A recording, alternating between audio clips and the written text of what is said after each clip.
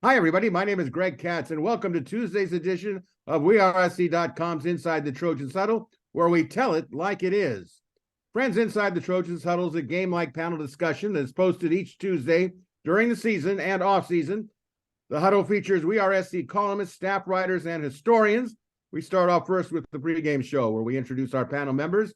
For this edition of Inside the Trojans Huddle, let's first meet Tuesday's panelists. A WeAreSC columnist who writes WeAreSC.com's The Monday Morass, Yay or Nay, and Sunday Takeaways, in addition to regular season football and basketball reports. Also hosts his own podcast show entitled Locked On USC, Marc Kulkin. The editor-in-chief of WeAreSC.com, columnist, national recruiting guru, and a graduate of USC, Erik McKinney.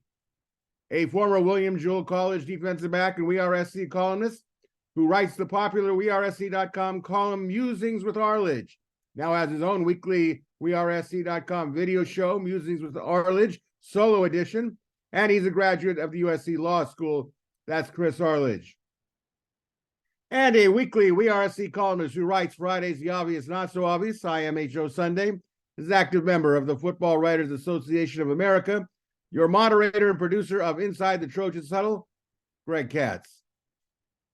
And here we have a couple of programming reminders. Don't forget to watch each week the WeAreSC.com's video recruiting roundup show with Scott Schrader and host Dylan Brazier, and read WeAreSC's premium inside recruiting stories and information from Scott and Marshall Levinson. Friends, Inside the Trojans Huddle, greatly appreciate your viewer and listenership. Strongly encourage those of you watching on sites like YouTube to click on the like and red subscriber buttons. It's greatly valued, appreciated, and it's free. You can also listen to Inside the Trojans Huddle on most available podcast sites. And WeAreSC.com is offering new subscribers unlimited premium access for what's just $1 for a month and $74.99 for a full one-year premium subscription. You don't want to miss the site that really does tell it like it is and shoot straight with USC and college football fans. All right. First quarter panel. We kick off the first quarter of Inside the Trojans Huddle with the major announcement on Monday of USC hiring former University of Washington athletic director Jennifer Cohen as its new athletic director. From a football perspective, Cohen, who had been at the AD at Washington since 2016 and in the UW athletic department the last 24 years, hired current, and this is important, hired current Washington head coach Kalen DeBoer, who went 11-2 last season and has the Huskies ranked number 10 in the country heading into this season.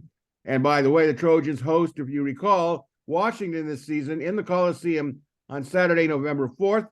Cohen is 54, is also a current member of the College Football Playoff Committee, a native of local Arcadia, California. She is USC's first female athletic director in history. So this was breaking news panel. We know, Chris, you're over there across the pond, as they say. So you probably got the news like the rest of us.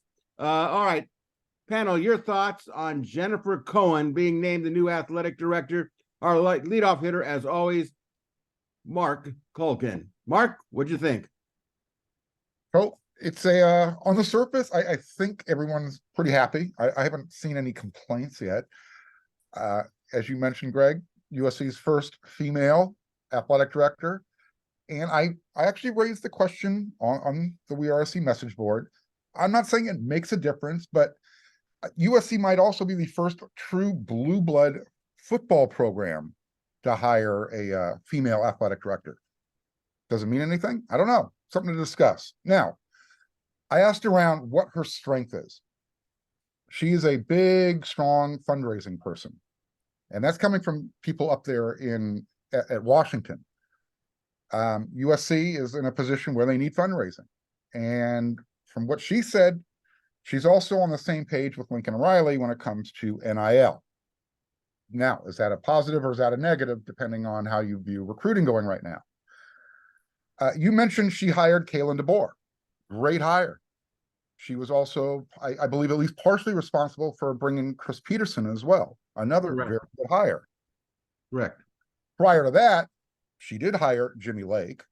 And she, as far as men's basketball, she did extend Mike Hopkins, their their coach up there. Questionable calls. So again, that on the surface, I think everybody is pretty gung-ho. I think she's going to be a positive for the program. So again, until, my sponge has completely soaked it in and absorbed it all, I got nothing negative to say. Okay, you heard that first. Mark had nothing negative to say. Erik, what's your thoughts on this hire? It's a good hire. It's good. I mean, when you are talking about just kind of black and white, good or bad, this is a good hire. She was on the list that I had early. I think when we initially discussed who are your kind of first calls that go out, she was one of my first two, her and Pat Chun at Washington State. Right. I don't think it's seen as a massive, huge splash. You're pulling the Alabama athletic director or some other, the Georgia athletic director that would resonate, I think, with USC fans. But for people that kind of know her and have worked with her and have talked to coaches that have worked for her and all of that, she checks every box that you needed to check, I think, in making this hire. Now, trying to guess if this is going to be long-term compatible and is she going to make decisions on coaches that don't work out? Sure, nobody bats 100% on every single coach if they're at a place for as long as you'd like someone to be at a place for. But I know she probably doesn't get a ton of credit for taking Washington to the Big Ten. She even said that today. That was like a 4-day process where it just kind of happened. But has some experience on the West Coast, is a Southern California native, understands absolutely everything in terms of what it means to be USC, to lead the USC athletic department. And she's a voice in the room right now. She's on the college football playoff committee, and that's important for USC. No, she can't be in discussions when it comes to USC, but to have somebody in there who, and like she said, her sort of first through, I think she said 100,000 priorities are USC athletics. So to have somebody with that mindset in a room that matters in terms of college football, that's a good thing for USC at this point in time. So at this point, you say, yes, it's a good hire. Let's move forward and start to kind of see what this looks like. But if you were listing, I think all the way back in May, when you put the candidates together, she was one of those strong names where it definitely felt like if USC ends up with her, you're going to go ahead and check that off and say, yeah, that's a good hire. Chris, your thoughts? Yeah, this shows again how USC has changed over the last 5 to 8 years, because they went out and hired somebody who, one, is a true professional, right? She's been doing this for a very long time. She's been an AD at Washington for 7 years, but she was there at least 10 years in the athletic department before that. So she has experience, and she doesn't have any ties to USC. So again, this breaks the mold. And now you've had Mike Bone, Lincoln Riley, and now her. So that's a good thing, right? The old way of hiring people was not working for us. And so, look, on paper, I think she's a good hire. And because she is experienced, I think it was probably important to the powers that be at USC that they hire a woman or an ethnic minority. Interesting enough, I don't think it's important to her. She actually downplayed that in the press conference, and has downplayed it in the articles that I've read today since the announcement came out. There are a couple of things that I find interesting about her. One of them was that she's a huge Washington fan, like a lifelong Washington fan. She's been going to the game since she was a kid. She found her way into the athletic department because she essentially started harassing people to let her be a part of it, and then found her way all the way at the top eventually. So it's not just luring somebody away from a conference foe. You're actually taking away somebody who had her dream job at an institution she really loves. Now, I think it probably helps that USC is going to give her a big raise. I don't know what she's going to make. She wasn't being particularly well compensated at Washington. And Washington's athletic department has money problems, which may at least partially explain why she's interested. The other thing that's most important to me is I was looking at some articles, some interviews. She had a really interesting relationship with Chris Peterson, and this was before she was the athletic director there. And Chris Peterson got to know her as somebody who could really help him solve problems, and especially who knew people and understood people. And Peterson said that he would bring her in when he's interviewing people for assistant coaching jobs, and would heavily rely upon her advice in whether or not to hire those assistants. And he said it's because she knows people about as well as anybody he's ever come across. This says two things to me. One, something very good about Chris Peterson. I mean, it's pretty remarkable that Chris Peterson is relying that heavily on somebody in the athletic department who's not a football coach and is not even the AD to help him and give him that advice. I think that's a mark in Chris Peterson's favor. It's a huge mark in her favor. I mean, the idea, you guys know how football coaches are, and head football coaches at this level are unbelievable control freaks. That Chris Peterson would reach out to her consistently. And he said there are times when he was excited about hiring somebody, and she said, I don't think they're going to fit here. And he'd say, okay. And he wouldn't hire him. There were times when he wasn't sold, and she said, I think that's your person. I think they're really going to fit well. And he would hire them. That tells me a lot about her. This is somebody who is extraordinarily good with people. She's good at reading people. She's good at interacting with people. I don't know what went on with Mike Bohn. I'm not sure any of us will ever know. It does appear that there were people who did not love interacting with Mike when he was USC athletic director. I have yet to hear anybody who didn't love interacting with her. So if that's what you're looking for, is somebody who can run a program and sort of bring people together and bring them along on whatever the journey is going to be, they probably found the right person. So it sounds like a good fit to me. Yeah, I watched her press conference. I was very impressed. I was impressed by her enthusiasm, but more importantly to me, she seemed very genuine. I always felt that Mike Bohn was putting on a performance, overbearing, loud. It's like, okay, so who are you really? And the thing about it with Jen here is, of course, the football perspective. You know, we're inside the Trojans Huddle, so we want to know what her thoughts are. First of all, she has a son, Dylan, who is an offensive lineman, a freshman at Montana. And he was one of the top linemen from the state of Washington, even though he was considered a two-star prospect. What does that mean? It means that she knows all about football. Her children were in it. She loves it. She's excitable. She says she is. The fact that she's on the college football playoff committee, she's tuned in on this stuff. And USC, I thought she got a really big endorsement from Brock Heward, quarterback, former legend at Washington, who we see a lot of times on as an analyst on television. He gave her this morning just an incredible vote of confidence, recommendation, says she's fantastic. She came to LA. She's going to get twice as much money, according to Heward, and that she is just dynamic. And Heward's if you ever watch him on TV, he's pretty opinionated.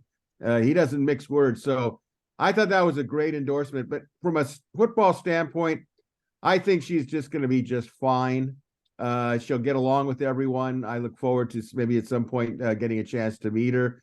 The fact that her parents live in the LA area, I was kind of curious because I know she was born in Arcadia, California, and Arcadia is where I used to live for some time.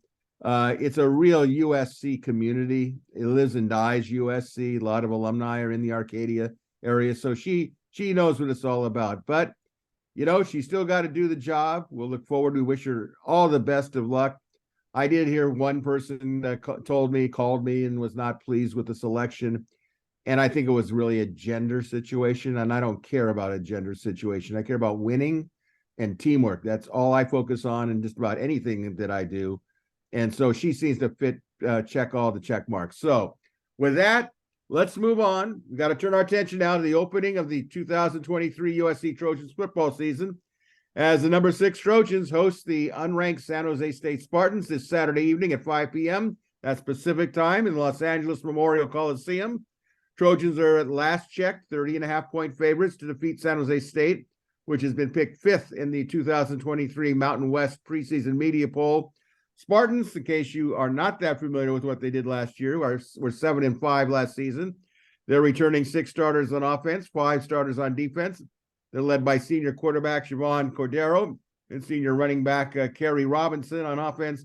On defense by junior linebacker Brian Parnham and senior strong safety Trey Jenkins.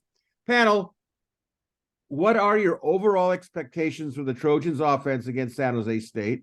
What do you want to see offensively? And what specific Trojan offensive players are you going to focus in on this Saturday and why? Mark? I anticipate the Trojan offense looking pretty good. Caleb Williams doing what he's going to do.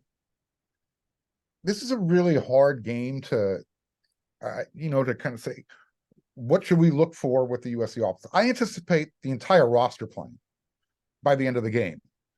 So as far as, how good will Caleb Williams look? He'll probably have a nice, 4-touchdown game, throw for 250 yards. You'll have at least one running back go for 150 yards. And maybe we'll find out if Caleb has a favorite wide receiver.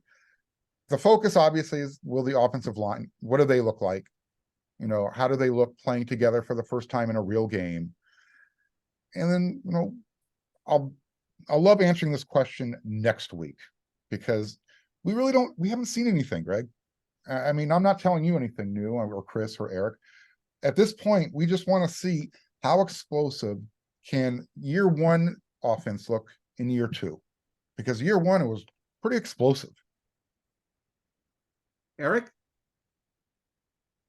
Yeah, I'd like to see Caleb Williams on the sideline with a towel around his shoulder, doesn't know where his helmet is, laughing and walking fine.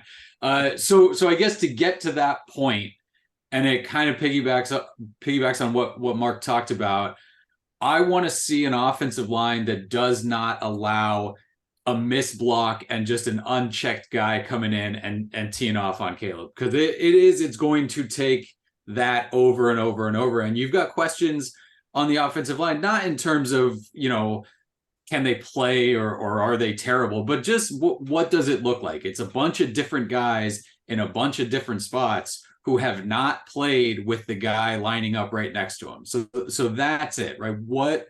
How dominant is that line? How do those guys work together? And are there any real busts where you say, you spin that forward a few weeks and then that happens again and again and again, and then you start getting concerned. So I think that's where you look here. The explosive play, the big run, the big catch, all of that stuff is going to come. And honestly, it doesn't much matter who it comes from, because I think you're going to see it from a bunch of different places. A guy like Zachariah Branch, obviously, is, what can he do? How good is he? I think Mark's right. Who is the go-to receiver? I don't know if you find that out in this kind of game, based on maybe the offensive situations you expect going into it. So as far as I think what you can truly take from this one and spin forward and start looking at what does that mean for the rest of the season. And clearly, I'm going to cut myself off here. Clearly, whatever happens in this game is not the finished product. Whatever shows up on Saturday is not showing up in 8, 9, 10 weeks when it really, really, really matters. But you want to see where the offensive line is here week one. What did fall camp do? How are they working together? And then you want as many different quarterbacks taking snaps late in the game as you can get, with Caleb nice and safe on the sideline. Chris? Yeah, I mean, in any first game, what you're looking for are mistakes. The San Jose State's defense cannot come close to matching up with USC's offense. The only thing that can stop USC's offense are mistakes, missed blocking assignments, false starts. illegal procedure because you got 6 guys in line of scrimmage. I mean, these are the things, and you're going to have some of that in the first game because you always do. And so you're going to see how close this USC offense is to having it together. There are going to be some mistakes and some growing pains. Fortunately, the first half of the season is warm-up games. There are two things I'm interested in, though. I want to see what the running back rotation is early in the game. I'm curious to see whether Marshawn Lloyd has that. I wish we had him too. Has that starting position sewn up the way I think he's going to. I'll be curious to see what that looks like. I'm also curious to see whether Deuce Robinson and Zachariah Branch are on the field early, whether they're incorporated with the ones or whether they get in the game, in the second quarter when USC presumably at that point already has a couple score lead. So I'm looking forward to seeing those things, and I'm always looking forward to seeing Caleb Williams just because he's going to do something spectacular, and that's always fun to watch. I hope he doesn't do too many things spectacular. I don't want him running around any more than is absolutely necessary, and absolutely necessary Saturday should be 0 times. So I don't really want to see that, but I mean, it's going to be a track meet. Anytime USC's not shooting themselves in the foot, they're going to have big plays and they're going to be running up and down the field. By the way, I should warn everybody. I'm in England. My adapter is broken, which means I can't plug in the laptop I'm using. That means that my laptop may very well die during the course of the show. I like to usually leave the technical failures to Greg. Thank you. But I'm going to participate this time. I'm following the battery as we're going on. It doesn't look great, but in the words of the great Soviet champ, Ivan Drago, if it dies, it dies. How profound. How profound. Well, I'll tell you what, I want to see what I'll tell you. We didn't get to see any scrimmages, so therefore we didn't get to see some of these celebrated players that we have heard, the newcomers. So I'm just excited to see 4 quarters of new guys and see how they play on the field. Offensively, I don't want to see any needless penalties, needless sacks. It's not a question of how many points they're going to score because they're going to put tons of them. But I want to see just how this unit works together, offensive line specifically. That's always been a favorite of mine. And I think that, I'm just going out on a limb here. I think that Austin Jones will start. Marshawn Lloyd will be a 1-2 punch. I don't know if that's going to be how it'll be in the 4th or 5th game, but there's a lot of intrigue to see what's happening. I want to see if they throw the tight end a little bit. That would be kind of interesting. So there is a lot to see. So let's move on. Second quarter, San Jose State game defense. Panel, on the flip side, what are your overall expectations for the Trojans defense against San Jose State? What do you want to see defensively, Chris? I want to see the front 4 dominate San Jose State's offensive line, because that's something we didn't see last year, really, in almost any game, where USC would get some turnovers, they would make some plays, they would hold the poor opponents in check. But even there, you would have blown assignments in the run game where you had giant 10-yard wide holes for people to run through. And that went on a lot. USC is going to be more athletic than San Jose State. They have better players. They're going to make plays defensively. The question is whether they're going to be able to consistently dominate defensively up front. And for USC to be the team that we're all hoping they can be this year, we're going to have to see that. If San Jose State's offensive line fights them to a stalemate, and what happens is USC knocks some balls loose, they pick some passes, they get a couple holding calls that stall drives, and they turn in that sort of defensive performance, then we got problems, right? This is a week where Anthony Lucas and Bear and Jack Sullivan and Kyan Bars and these guys should absolutely dominate up front. And there should be holes collapsing. There should be quarterbacks running for their lives. And if that's not happening, we've got a problem. So I think there's only so much you can learn from the San Jose State game. in the opener, but you can learn that. And if this defensive line doesn't look like it's dominant Saturday, it's probably not dominant. Not a good sign. Mark? So hopefully I can help ease some of Chris's concerns. Last year, San Jose State's quarterback was sacked 42 times. So if this USC defensive line can't create some sort of pressure and force that guy out of a pocket and put himself in a position to where their backup quarterback might be playing in the game, you're right. There will be problems because prior to last year, San Jose State's offensive line surrendered 44 sacks over 3 seasons. So I'm going to take a flyer and say, I think we're going to see a good performance from USC's defensive line. Now, does that mean they're good? Again, we don't know because it's San Jose State.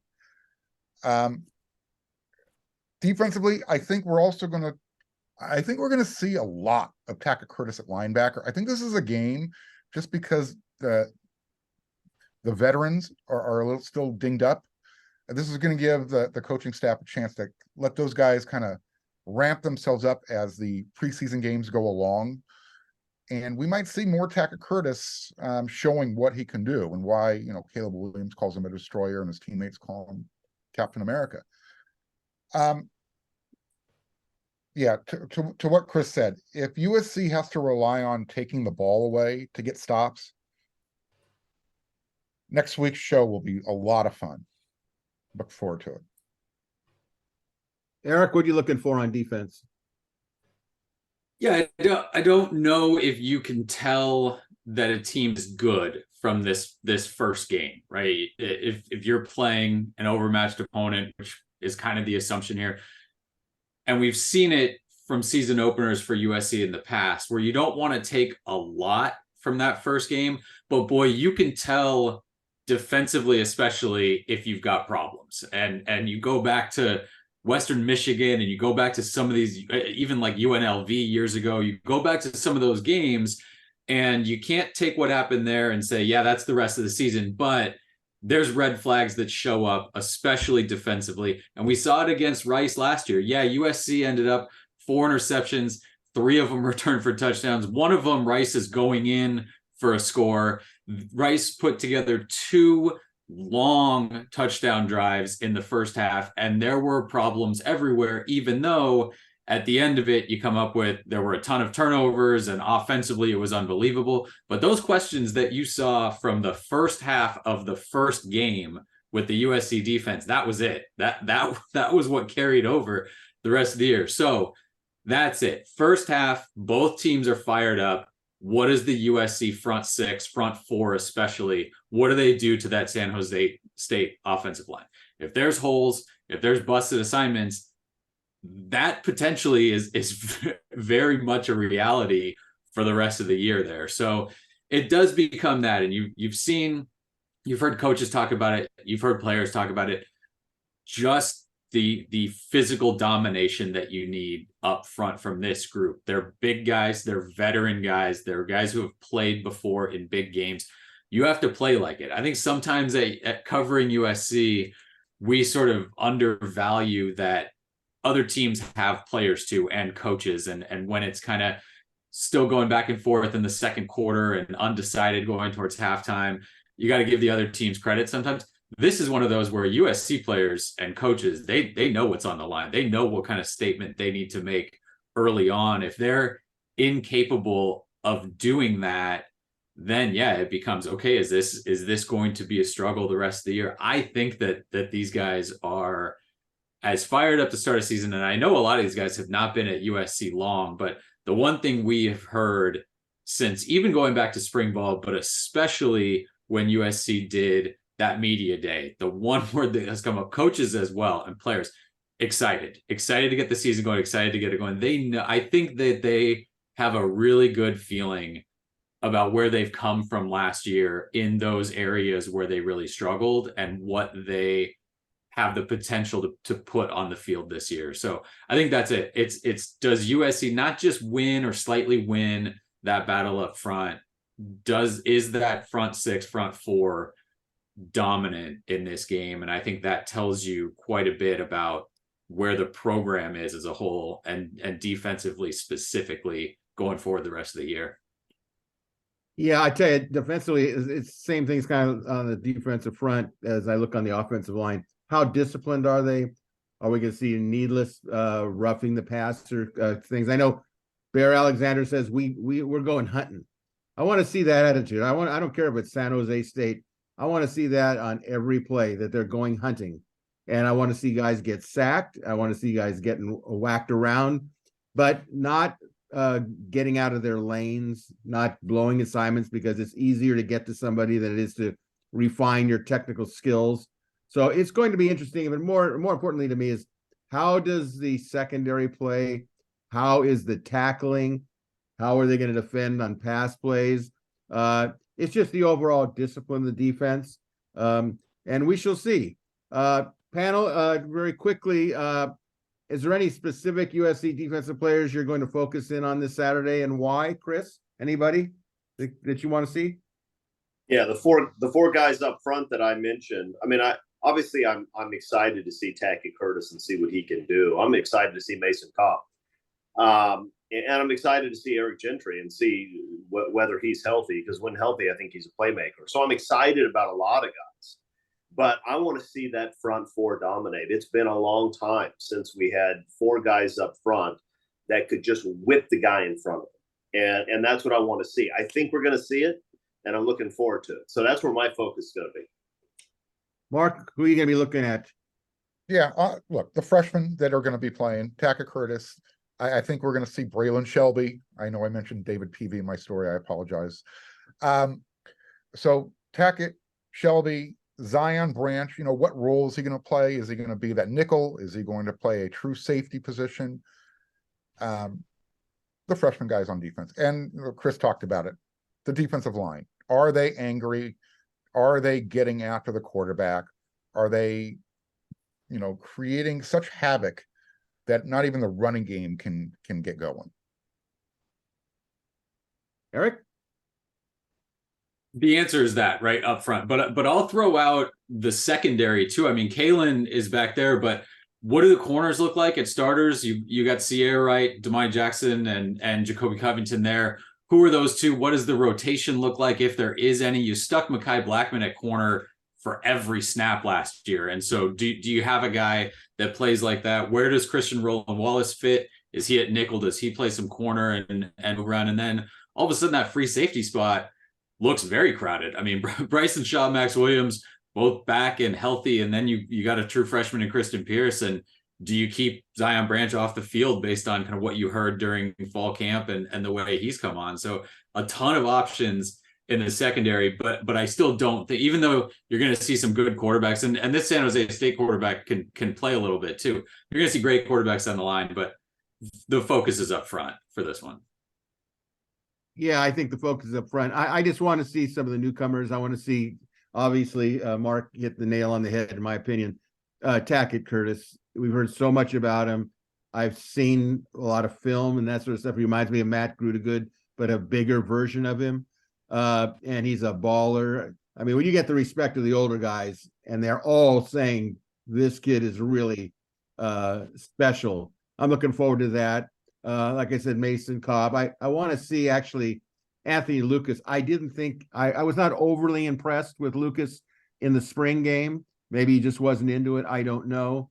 But again, he's going to be very important. So I'm gonna watch how he does. Now, obviously it's the first game, everybody's fired up.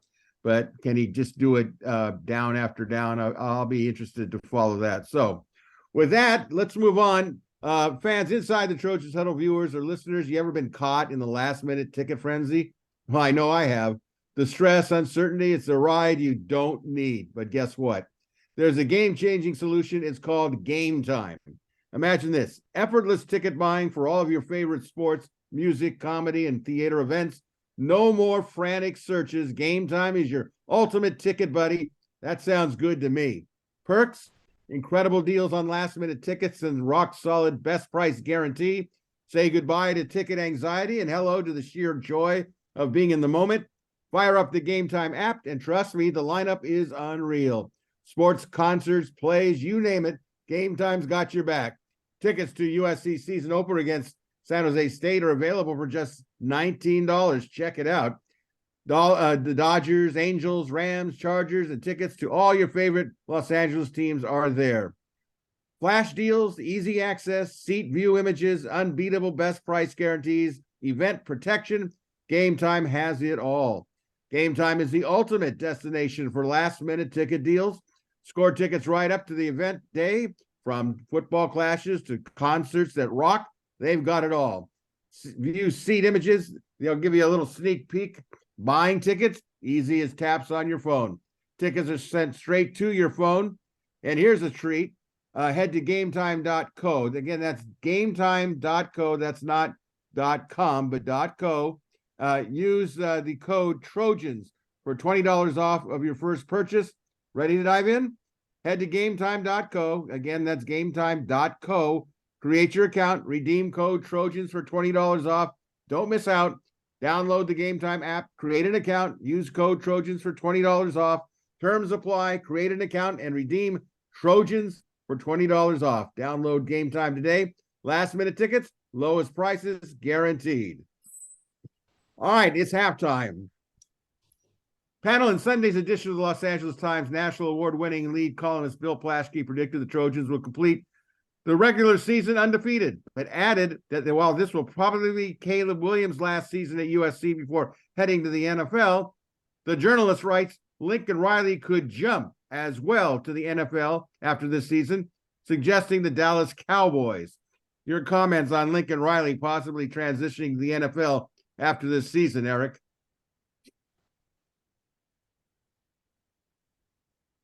Right? Sure. Anybody could. I mean, it's like with the transfer portal now. Could the best quarterback in the country transfer to a different school? Sure. I don't see. There's too much of a buildup and a setup, I think, for Lincoln Riley at USC for me to seriously be concerned with him jumping after this year. I think he wants to build something here. The facility is coming in. The roster he's built has like staying power for him. He sees what, being a great coach at USC, what that can do for your legacy.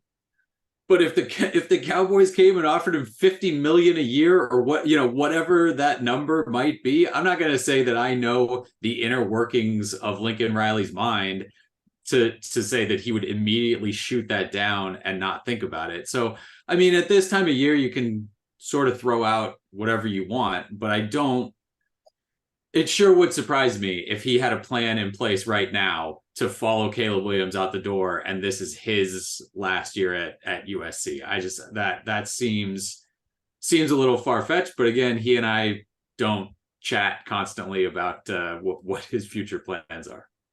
Chris? Yeah, I think this is Plaschke's last year. I think he's headed to the OC Register or something. Look, maybe Plaschke has these really fantastic Dallas Cowboys contacts, and they can't stop talking to him about how they're going to land Lincoln Riley. Or maybe Plaschke just likes it when people are talking about his column. And so in a column where he's talking about how USC could probably go undefeated, he likes to throw that line out too. And if that's what he wants, congratulations, Bill. You got your wish. Here we are talking about your column. Here's the thing.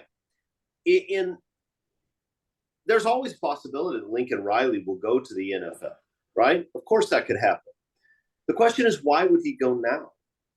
It's not like the NFL is going to be dramatically more money, right? I mean, he's making a fortune right now, and he's making more than most NFL head coaches. Now, maybe Jerry Jones would throw a larger check his way, but it's not like the old days when coaches needed to go to the NFL if they wanted to make money. It's also not the case that Lincoln Riley's accomplished all the things he wanted to accomplish in college football. You could say that Pete Carroll had accomplished the things he wanted to accomplish. He was probably bored and ready to move on. I doubt if Lincoln Riley feels that way yet. He also doesn't need to be in a hurry. He's 40 years old. I mean, if he wants to jump to the NFL, he can do that. And he can do that 5 years from now or 20 years from now. So I don't think that makes any sense. I don't think it's based on anything at all. I could be wrong. We'll see. I don't think it's based on anything. That's not Plaschke being a journalist. That's Plaschke trying to stir the pot and get people reading his column and talking about it, which I get. I mean, if I had Plaschke's platform, I'd probably be doing that kind of stuff all the time, but that's me, and I'm irresponsible. So, so we'll see. I think we're probably going to be all right. I think we're going to have Lincoln more than 1 year. He's right about Caleb, though. Caleb's gone. Marc Kulkin, is it a fantasy that he would leave after this year? What do you think? Look, this was Bill's version of Westward Ho 2.0. It was clickbait. You know, he threw the USC fans a little bone. Yeah, they're going to go undefeated, win the national championship, yada, yada, yada. And oh, by the way, then you're going to lose Lincoln Riley. Chris and Eric talked about it enough. I'm not going to talk about it anymore. That's the type of stuff I write about. Sometimes I'm right, sometimes I'm wrong. More times than often, I'm wrong. So if you're just going to throw out opinion pieces, great. Right off into the sunset, Bill. All right, I think it was just pure folly. Maybe down the line I would buy into some of it, but I just don't see it happening. All right, on Friday night, salute to Troy. The 2023 team captains were announced. They included quarterback Caleb Williams, offensive tackle Jonah Monheim, center Justin Dedich, inside linebackers Shane Lee and Mason Cobb. Panel, any surprises to you in picking this this group, Eric? Zero surprises in who was picked. I think this is one of those teams. If they had named 8 captains, I don't think there would have been any surprises in the 8. So the one I think that obviously jumps out, right? You've got your starting quarterback, your starting center, your starting left tackle, and your I think in Mason Cobb, your starting middle or weak side linebacker, however they want to play him there. Shane Lee, I think, jumps out as probably the non-starter in that group, but he's a 2-time captain now, and I think he is. Travis Dye got a lot of credit last year. Caleb Williams got a lot of credit last year. Shane Lee got a lot of credit last year for sort of helping Lincoln Riley usher in this new program and culture and all of that. And I think Shane Lee absolutely has to go down as one of the key architects in wherever in Lincoln Riley's final year at USC this year, right? As we just discussed. So whatever USC accomplishes with Lincoln Riley, as far as he takes this thing, Shane Lee is, for me, front and center as a guy who absolutely got this thing launched. And so for him to go be a captain last year, come back and not be a captain this year, I think would have been surprising. I think it would have been, if you only went with 4, probably what happened. But I'm happy to see for him that he's a captain, because I think he's absolutely earned it. Absolutely. Chris? Yeah, you know, I thought going into this that Caleb Williams had a shot at being a captain, and I was happy to see his teammates reward him. So Mason Cobb hasn't been around very long, and USC has a lot of very experienced players. I think that's interesting. I take that as a very good sign for what kind of player Mason Cobb is. Because you could easily have imagined a Caleb Bullock or somebody there, somebody who's been around at the program, who also, by the way, is an All-American. And I'll echo what Eric said. I think it's really impressive that Shane Lee is the captain, and I don't think Shane Lee is going to be a starter. At least I don't think he's going to. If he starts the first game, I'll be surprised, and I don't think he's going to start for much of the season. I don't think he has that sort at this point. I don't think he has that sort of athletic ability on this team. But what it does show you is that this is a guy who is a professional. He is a worker. He's a leader, and you need guys like that. It helps if your best players are like that, and I think with Caleb Williams, their best player is like that. But this is clearly a guy that teammates look up to, including probably teammates that are going to be starters when Shane Lee is not. And if anybody's played on football teams, I don't know if you realize how difficult it is to earn that level of respect when you are not one of the top players on the roster. but it's a very difficult thing to do. And Shane Lee is an impressive guy. And I'm thrilled that he's on the roster. I hope he plays well, but even if he doesn't play a lot, he will have made his mark, and I suspect will make his mark well after football is over because of the type of person he is. Mark, he may even get on this show next year. That's it's a possibility. Yeah, he's going to replace one of us. I'm going to try to put together some good shows over the next few weeks, so it's not me. All right, Mark. Well, I guess I'll make it easy and then take it easy on Chris's battery. Look, I don't have a lot to add to what Erik and Chris have already stated. There were zero surprises. Players know if they're going to start or if they're going to be a role player. Shane Lee knows this. His teammates know this.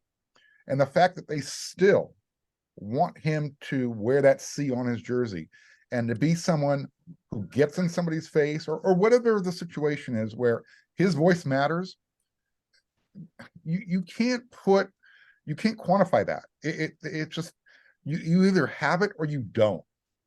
And it's rare to see that type of thing. You know, Mason Cobb, when you listen to him talk, you know, ironically, when he showed up, he just kind of put his head down, went to work, showed what kind of a leader he was.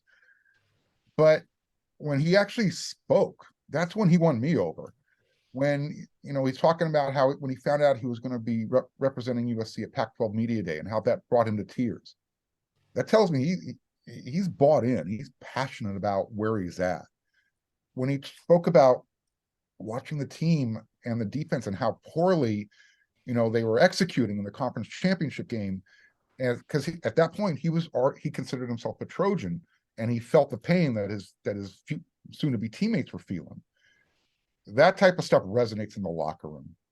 So yeah, when you have a Justin Dedich who is not going to let, you know, anybody not get on the team bus and make sure that they play a game, a Jonah Monheim where, you know, when you have a coach say, you know, I'm not even watching that guy practice. I don't need to. I know he knows what to do. You found your leaders. And then Caleb Williams is Caleb Williams. You're never going to get in front of Superman because you're probably not going to survive. So USC's got the guys who they want at captain.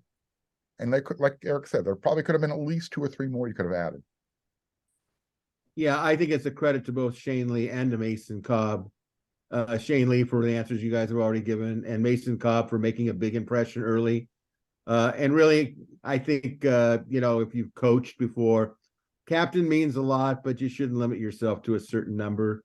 Some guys actually deserve it. And why do you want to create problems in your locker room? Because that can be a touchy thing. So let's finish out halftime here. Panel, who would you like to see lead the Trojans out of the Coliseum Tunnel on Saturday prior to the first half kickoff? Erik, who do you want to see lead the Trojans out? You know, there's a few answers here that I was kind of going through. Reggie Bush is always kind of at the top of the list to open a season with that. I'd actually like to see Jennifer Cohen down on the field and run them out of the tunnel. I think that would be fun, kind of, you know, have her carry the sword out and run them out there. But for me, it's 20 years since the 2003 team. I'd like to see Matt Leinart and Mike Williams roll out that kind of throwback touchdown pass that they had against Michigan in the Rose Bowl there to help win the national championship. Chris, who's coming out of that tunnel? What do you want to see?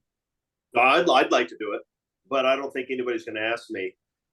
If we're going back to 2003, I think we should have Pete Carroll do it. I don't know if the Seahawks have a preseason game on Saturday, but if they don't, I think we should get Pete on the private jet and have him run out. I think, look, I know there are a lot of Trojans that have hard feelings for how the Pete Carroll tenure ended, some who still hold the Norm Chow firing against him.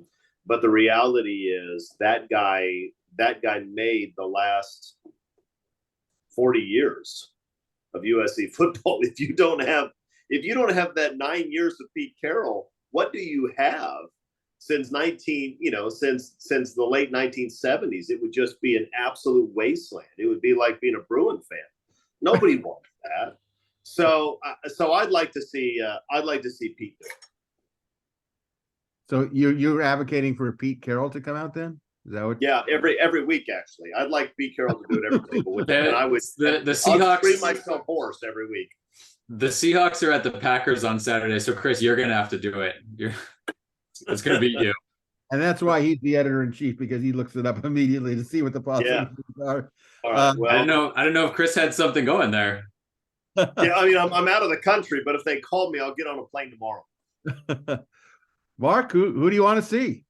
Well, since Erik decided to cut in line and it literally took my answer, he added the Mike Williams, so kudos there. But I'm going to say on the coaching thing, and I know this person is not working on Saturday. Let's get Ed Orgeron. I can't think of a better person to fire up the Coliseum crowd. I hope if he does it, he's got to rip his shirt off. Dude, if he doesn't go no shirt, it's not an Edo appearance. I think Ed should get everyone in the Coliseum to rip their shirt off. Whoa.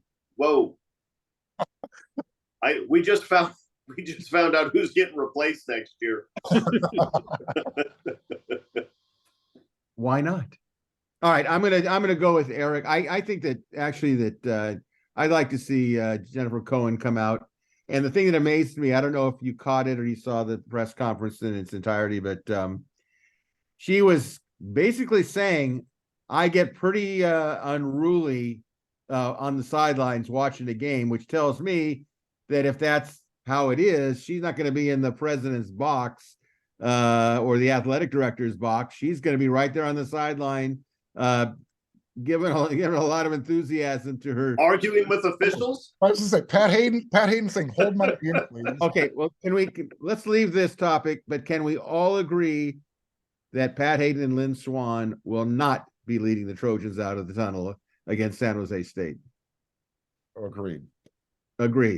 All right, friends, before we head into the second half kickoff of topics here on the Huddle, reminder, we encourage those of you watching Inside the Trojans Huddle on sites like YouTube, click the like and red subscriber buttons. It's greatly appreciated, valued, and it's free. You can also listen to Inside the Trojans Huddle on many available podcast sites, and be sure to click out on WeAreSC.com and become a premium subscriber. All right, third quarter, quick answers, lightning round predictions in honor of USC going to the Big Ten in 2024. We kick off the third quarter of Inside the Trojans Huddle with our Big Ten lightning round.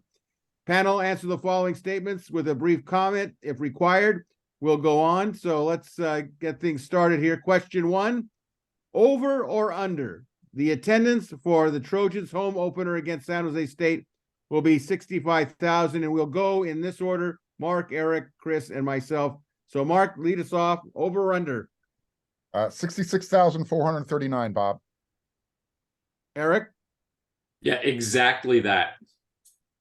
Chris? That will be the announced attendance, but there will actually be 63,500 in the stadium. Agree. I say under. Question 2, over and under. The Trojans offense will roll up over 600 total yards on offense against San Jose State. Mark? Over. Erik? Over. Chris? Over. All right, and I say over. Question 3, over under. Trojans defense will allow 17 points against San Jose State's offense. Over or under, Mark? Over. Erik? A lot. Over. I'm sorry, Erik? Over. Okay, Chris? Over. Everybody's going to be playing in that second half. Okay, I say over. Question 4, yes or no? Somebody will manage to sneak into the Coliseum on Saturday evening and watch the game for free. Mark? Sure. I don't think Traveler pays, but okay, sure. Erik? Yes or no? Is this? Are you testing something here? Is this like plans for later in the year for you? Flash mob showing? No, because then they won't count towards Mark's 66,439. We'll be off by one. Yeah, right. Well, you can just say you're looking for one more vote. All right, Chris? I mean, how are we going to know? I didn't ask how you know. Do you just think that somebody is going to manage to do it? Yeah, okay. Yeah, I mean, I see, here's the thing. If we're going to have questions like this, Yes, the sir. USC administration is going to become very unhappy, because now of the 19 or 20 people to watch this show, at least half of them are going to try to sneak in now. That's not okay. Question 5, over or under. Caleb Williams will rush for 50 yards or more against San Jose State. Mark, over or under. Under. Erik. Under.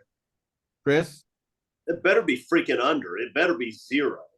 I don't want to see him run around getting hit against San Jose State. I'll say under unless he pops a big run there somewhere in the first quarter. Question 6, yes or no? USC transfer linebacker Mason Cobb from Oklahoma State will lead the Trojans defense in tackles against San Jose State. Mark? No. Erik? Yeah. Chris? No, I'll take the field on that. I'm surprised Erik gobbled that one up. I have Everybody to on the get off. roster is going to play. I mean, Mason Cobb may not even play the entire second half. I've got to get odds on that, but yeah, that's the guy that I'll roll with.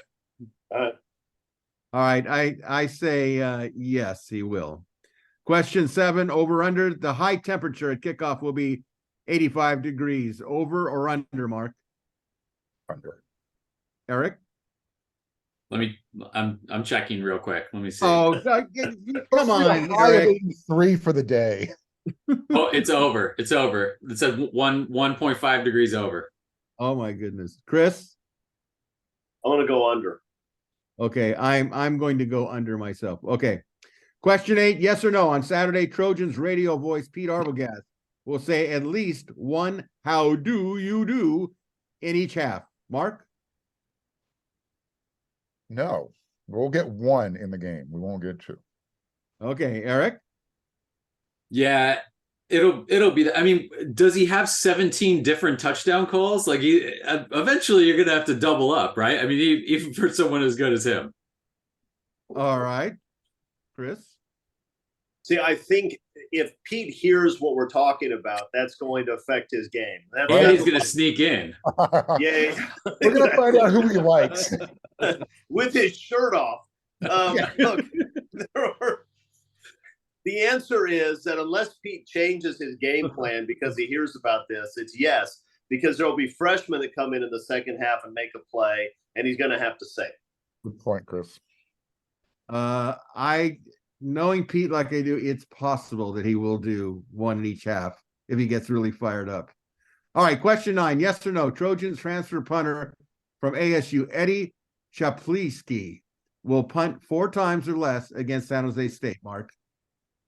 Oh, that's going to be under. Okay, Erik? Yeah, under. Chris? Or is that a serious question? Answer the question. That's we don't have Of course to. it's under. Of course it's under. He better not punt once. If it's fourth and 18 from their own 20, they should go for it. That's stupid. All right, I say it'll be under, but that doesn't mean that somebody else won't be punting in the second half. All right, question 10, yes or no? Trojans defensive tackle Bear Alexander, the Georgia transfer, will record 2 sacks in the first half against San Jose State. Mark? Yes. Erik? No, sure. Yes, sure. 3. Chris? I mean, interior defensive linemen, multiple sacks in a half. The odds have to be long against that. I'm going to say no.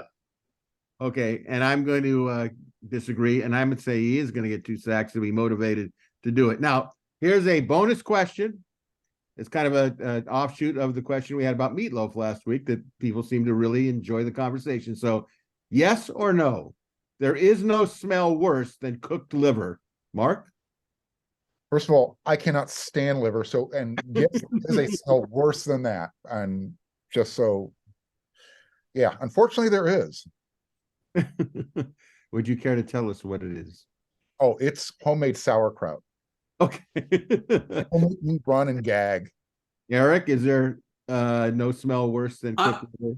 I'm going to cede my time to whatever story you have that led to this question. Okay, well, Chris?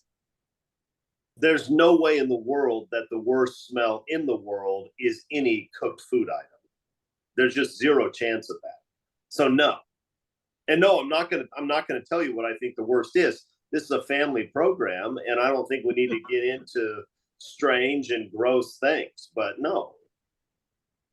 In the food department, I don't find anything worse than my late grandmother cooking liver and walking up the steps of her apartment to get to the second floor and smelling liver odor coming down the steps. It was like horrible.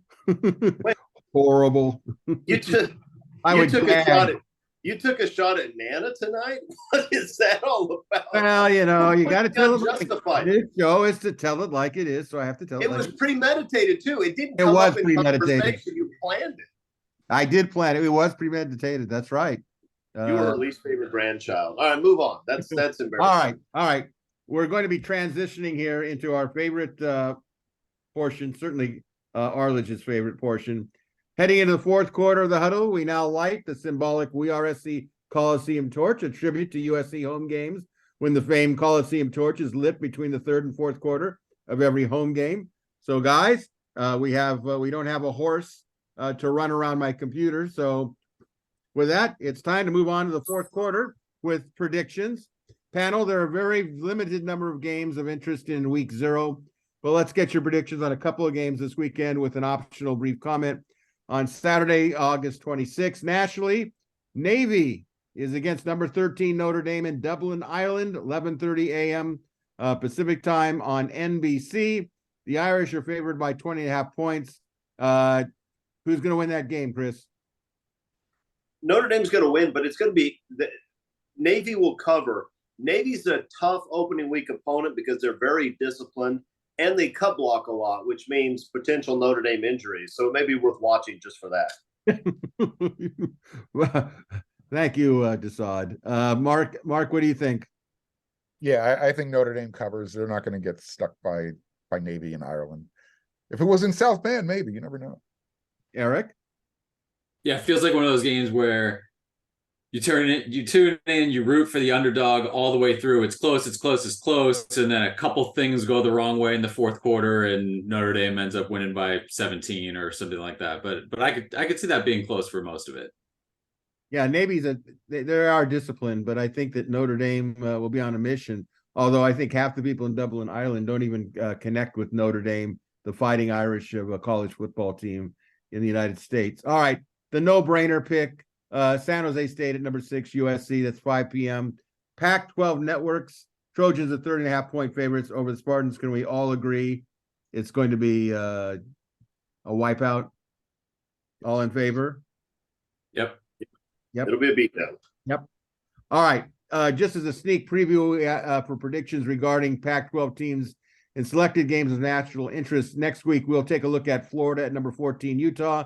Colorado at number 17, TCU. Portland at number 15, Oregon. Boise State at number 10, Washington.